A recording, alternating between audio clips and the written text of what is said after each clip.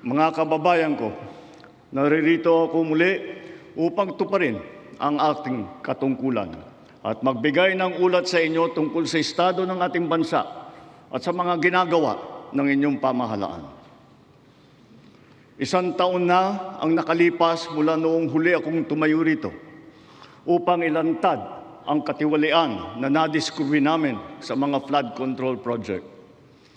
Gaya ng aking ipinangako sa inyo, nagsagawa tayo ng malawakan at malalimang imbestigasyon na walang pagkikiling kahit kanino man. Masusi nating sinuri at sinundan kung saan tayo itinuro ng ebidensya. Lahat ng kailangang gawin ay ginawa natin upang matuntun ang punot dulo.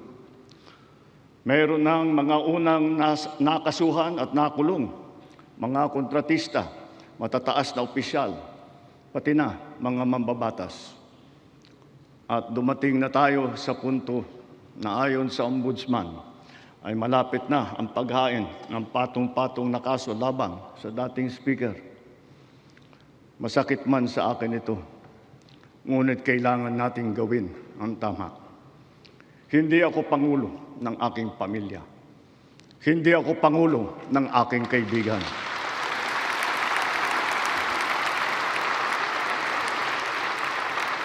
Ako ay Pangulo ng Pilipinas at ang tungkulin ko ay sa inyo, ang aking mga kapwa Pilipino.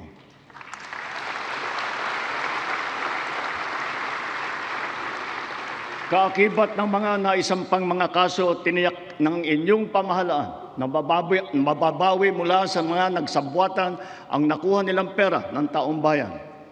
Gayon din, pinigilan natin ang paglabas ng pera ng bayan na ipambayad pa dapat sa mga depektibo, peke o guni-guning mga proyekto at mapupunta lamang sa mga bulsa ng mga tiwalaing kontraktor at opisyal. Halos 25 bilyong piso ang halaga ng nabawi, frozen at napreserbang mga pera at ari-arian ng mga akusado. Ang mahigit 800 milyong piso dito ay agad nating nabalik sa Treasury. Lahat ng mababawi mula sa mga sangkot na tiwali ay agad ibabalik sa kaban ng bayan. Ipinapaubayan na natin ang pag-uusig sa Ombudsman at sa ating mga pinalakas na National Prosecution Service. Nananalig din tayo sa makatarungang hatol ng hukuman. Makakaasa kayo na ang gulong ng hustisya ay tumatakbo.